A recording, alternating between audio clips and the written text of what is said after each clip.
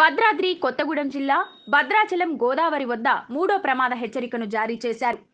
వరద ప్రాంతాల్లో పరిశీలన కోసం రాష్ట్ర రవాణా శాఖ మంత్రి పువ్వాడ AjayKumar భద్రాచలాన్ని సందర్శించారు. జిల్లా కలెక్టర్ మరియు ఉన్నతాధికారులతో ప్రత్యేక సమావేశం ఏర్పాటు చేసి ముంపు ప్రాంతాల్లో ప్రజలు అప్రమత్తంగా ఉండాలని, అధికారులు ఎప్పటికప్పుడు సమాచారాన్ని అందించి సురక్షిత ప్రాంతాలకు తరలించాలని ఆదేశించారు.